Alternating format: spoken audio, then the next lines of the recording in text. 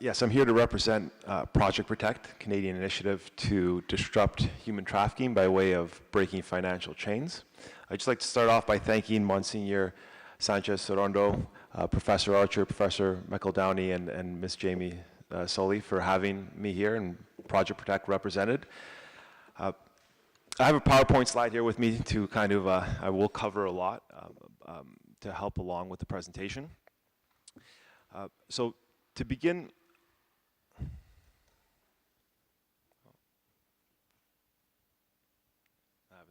it's always the same.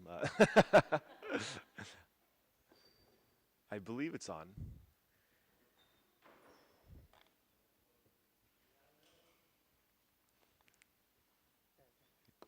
Just bear with me for one moment. I was pressing up. No? Oh, press down. Oh, okay. There we are. So to begin, I'd like to say a little background. I'm a anti-money laundering manager, senior manager at Bank of Montreal. We look at a wide variety of predicate offenses. These are offenses where the proceeds that are derived from them are illegitimate and have to be cleaned. Human trafficking is one of those predicate offenses. We also look at terrorist financing. That's one of our mandates as well. I can't say that human trafficking is something that I've dedicated my career to, particularly, but it is something that we have focused a lot on, and it definitely means a lot because in seeing the impact it had on not only Canadian society, but participating in events like this, in showing the impact it had on the international community, it really elevates the role that I have within a private institution. A secular institution that's a little different in terms of what we've been speaking of today, in terms of what's behind it, but the problems that you are all demonstrating that you're encountering with the Bishop's Barrier is similar on our side as well, but instead of a Bishop's Barrier, I hope this is not going to be publicized too much, but we have a CEO barrier on the public side of things that we have to try to negotiate as well. So I'll explain what Protect and how we went about initiating this, and it wasn't by way of submitting a document to our CEO or to the CEOs of the big Canadian banks.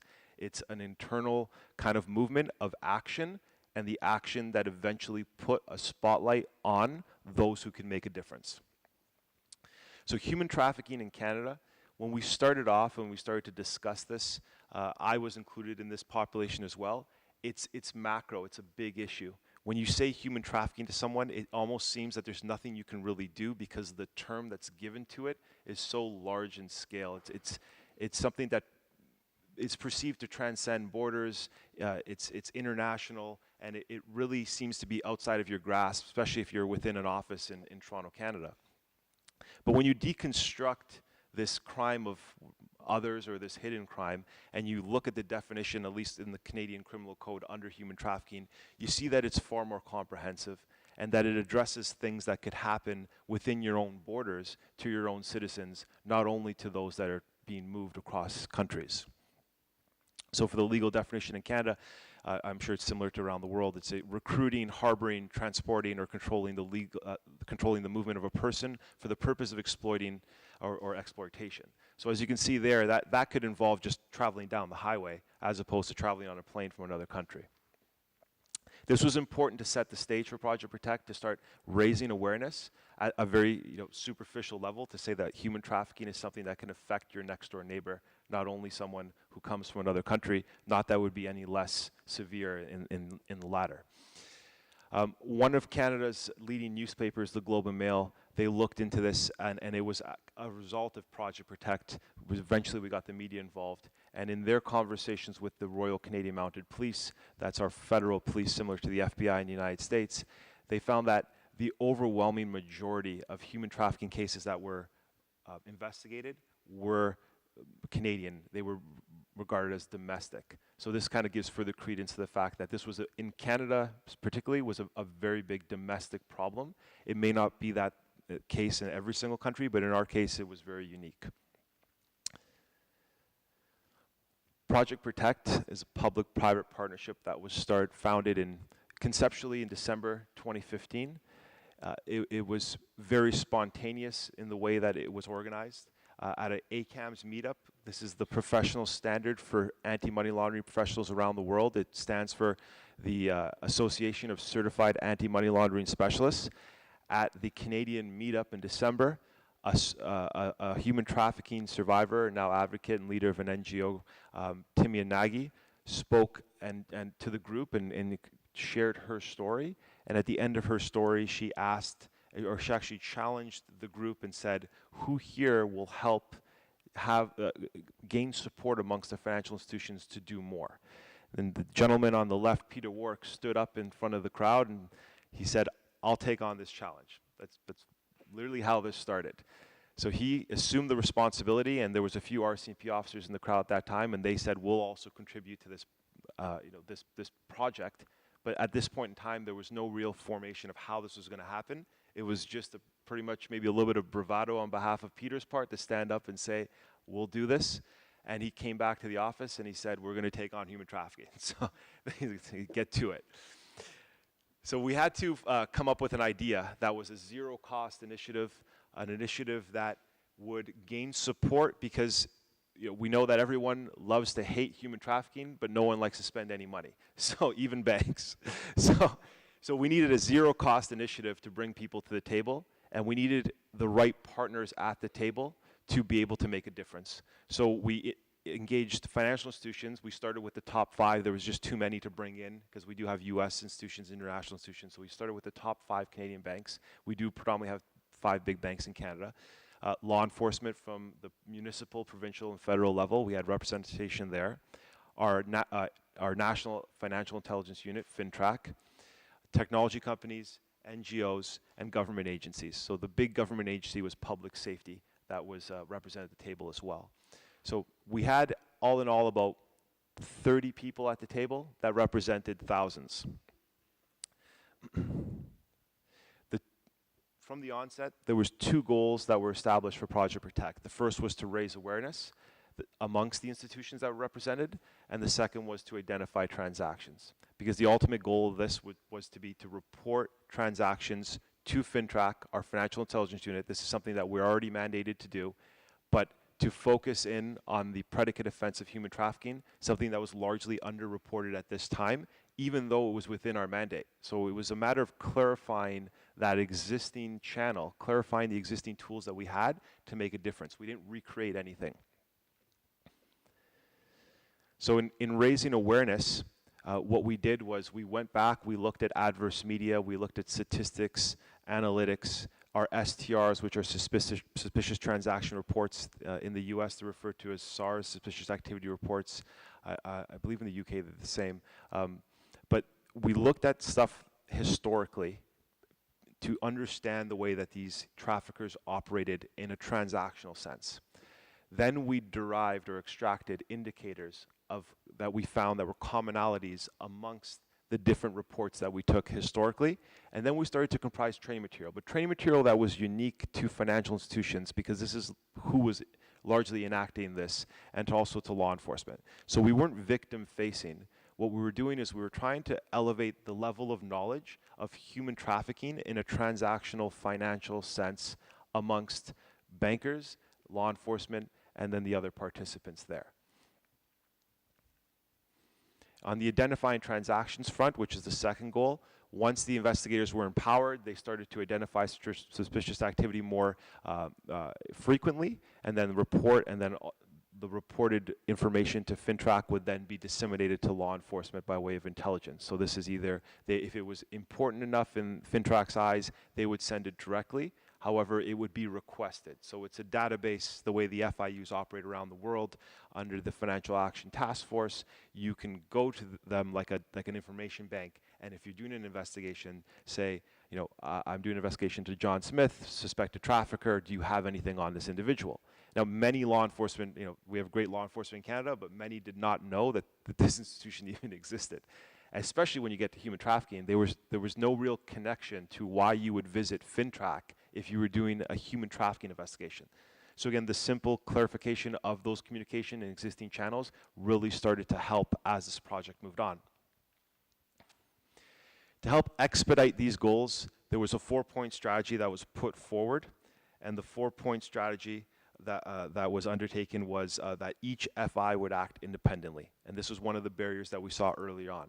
When we went out and we said we want to sit down around a table it's not so much that we couldn't do it, it's that it's never been done before. So a lot of the institutions wanted to go back, consult their legal groups, and we'd really tried to stress that we wanted this to be an informal group, because the more formalized you get, the more barriers you run into. So we had their buy-in, and we said that each institution will operate independently. We will not share private information of our customers between each other. This would to satisfy privacy laws within Canada. But we will share macro level intelligence, typologies, indicators, and adverse media that we would find amongst each other to help strengthen each other. The second goal would be that, or point to help expedite the goals, was that FINTRAC was to direct this information proactively to law enforcement. The third was that all partners would work together, as I just said, in addition to acting independently on the macro scale. And also the last point is law enforcement was to use this intelligence to prosecute. And our prosecution rate was quite low in our country, like many other countries around the world. But this was to help leverage new laws in Canada to address human trafficking by way of giving them more information that they needed to actually get the crowns to prosecute and to get the convictions. Our tool, our weapon of Project Protect, was the suspicious transaction report. And this is the top portion of the Part G component of a STR. And in this, it's the case description. So you pretty much write out in this section what is happening in the case. And that first sentence there is from an actual case, and it reads, "This case pertains to Project Protect and the laundering of proceeds of human trafficking." And it just goes on to reference some previous cases. This is what, this Project Protect term is what we had all the financial institutions utilize instead of saying or indicating possible prostitution, possible movement of an individual, to help try to uniform the terminology, but more so to help expedite it on FINTRAC's side. So when they went to data mine, they extracted, they punched in Project Protect, and they extracted every single document that had these two words in them together. And that really helped them on their side in terms of extracting this information and analyzing on their end, because they do get tens of thousands of reports a year. So the impact was quite significant, and to give a little bit of scale here in terms of what happened since Project Protect was launched, in the years leading up to Project Protect, and I have here 2010 to 2013, we see human smuggling and human trafficking together, and we also see them around the 3 to 4% of all suspicious transactions report, as indicated by FINTRAC. Now, this doesn't exactly give you the number of STRs being received, but it's approximately 200 STRs per year during those successive years there. After Project Protect launched, what we saw in the first year was 2,000 STRs, which was an increase from the year prior of 500%. A 500% increase year over year after we launched Project Protect with just the major reporters. Not all reporting entities in Canada, just the major reporters. Since the beginning of this year to September 4th, we see 2,500 STRs filed. So it's already surpassed last year's goal, and I bet you it's probably going to get closer to 3,000 by the end of this year. So we've seen a significant increase in reporting by way of this public-private partnership we've put together, and a lot of acknowledgement has come as a result of this. Our public safety, one of our public safety directors, Michael Holmes, addressed the United Nations General Assembly this past September on Project Protect. So it was really great acknowledgement, because we didn't initially conceive this as being an international project. However, organically it has reached overseas, and I'm very proud to be here today and honored to be here. But it's because of people like Michael in Ottawa that are really getting the word out there, and he shared this amongst his, the rest of his speech with the General Assembly. We also have the Organization for Security and Cooperation in Europe, who visited Ottawa this past June, and they commended Ottawa. And it's interesting to note, at the beginning, we did not engage really with the higher levels of our government within Canada. However, 2 years later, we start seeing Ottawa take ownership for the project, which is great. That's what we wanted all along. But we started small, and we slowly started to ramp up the focus. We slowly started to actually leverage media, which is something that the partners didn't really like at first. But as we started to move forward, we felt if we use the right amount of media, we can start getting, just the right push of our government officials to start, acting. And this was some great coverage that happened just recently as well for the Organization of Security and Cooperation in Europe. Here's the quote. It's available in the handout as well, but the quote addresses the progress since 2011, which is in line with the chart that we just viewed. They refer to it as exemplary, and they said that it's contributing to the criminal investigation into human trafficking. So it was I'm paraphrasing here, but they were really taken aback, and they wanted to know a lot more, and we have been working closely with Interpol. We've been visiting the Caribbean nations recently and demonstrating this model to them as well, because our European counterparts, they want the financial institutions to know that they can work with law enforcement in an environment that is not breaching any privacy laws, that pretty much doesn't cost anything, that can really have a reciprocal mutual benefit for both sides. Now, in looking ahead, what happens is that when we start to disrupt these traffickers and their financial chains, we start seeing the disruptors of financial institutions, we'll say cryptocurrency for those who are familiar with Bitcoin, they start to fill the void. Now, I'm not here to demonize Bitcoin. I'll actually say a few good things about it as we go forward and a little bit of background. But as we started to push the traffickers outside of our institutions, we started to notice that they were finding different ways of transacting.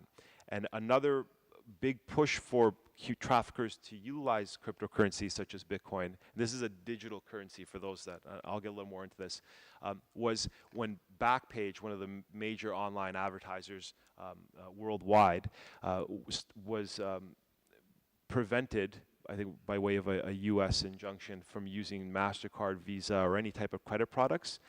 They had removed all of these payment options and left either a voluntary no fee to post, or if you did want to post with a little higher visibility, you could use cryptocurrency. And this is about 2013, I believe, that they started this. So ahead of all this kind of Bitcoin hype, as we see in the news, they were already doing this before.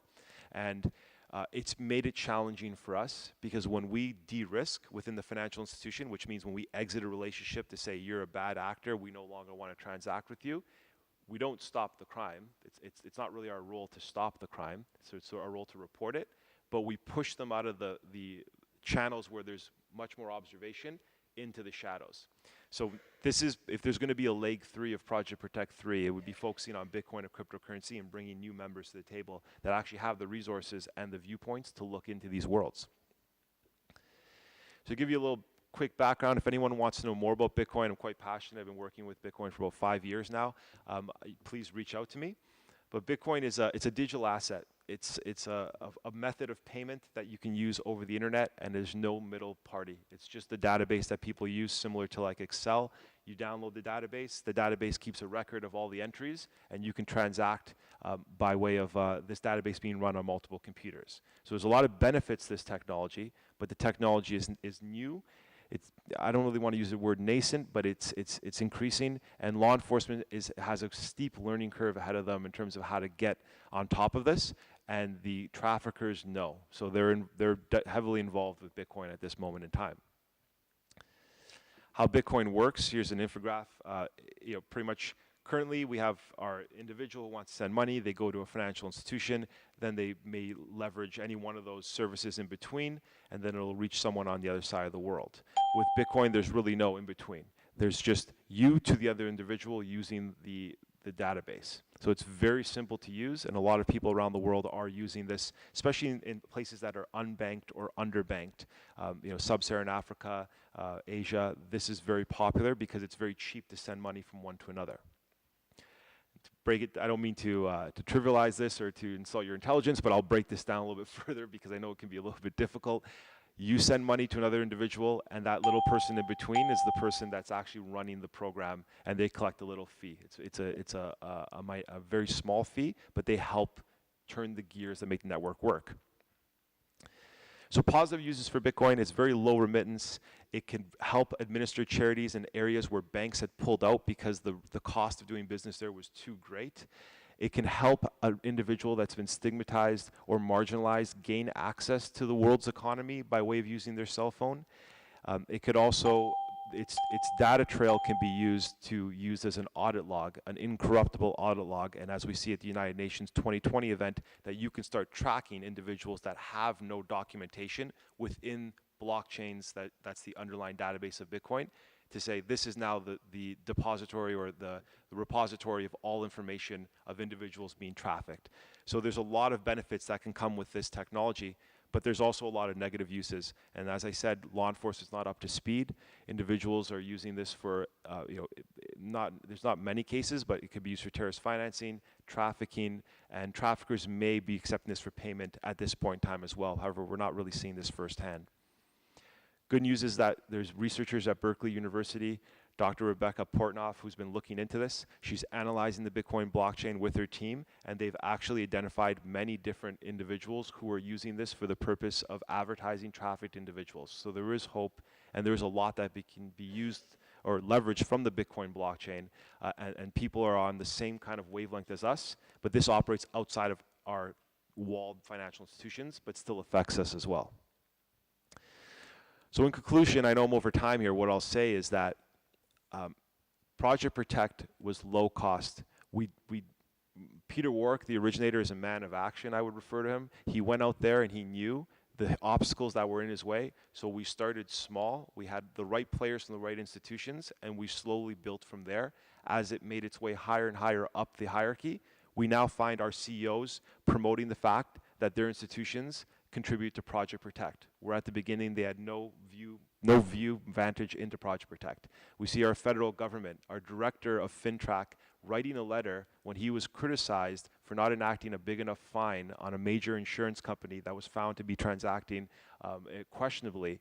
In his defense, he used Project Protect as something that his institution has undertaken since he took office.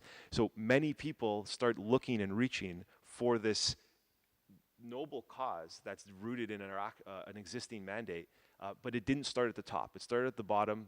It may not work for everybody, this method is unique to financial institutions, but I think what can be learned from it is that change can happen, but you sometimes have to kick a few doors open, not really break laws, but you have to push and you have to bend those rules to change, because if you go through the existing kind of mandate, you won't get any results. You'll just keep perpetuating the existing sort of, we meet here today, we leave, we come back a year later, and we pick it up from the top.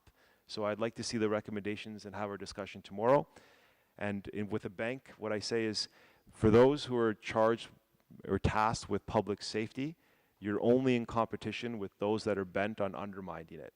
So for the bank's first line, they're all in competition, but for the back lines and for law enforcement, even though we may be broken down by different levels of hierarchy and jurisdiction, we're all in this together. I know it may sound a little cliche, but it really does make a difference when we get out of the siloed approach and start getting towards things like Project Protect. Thank you.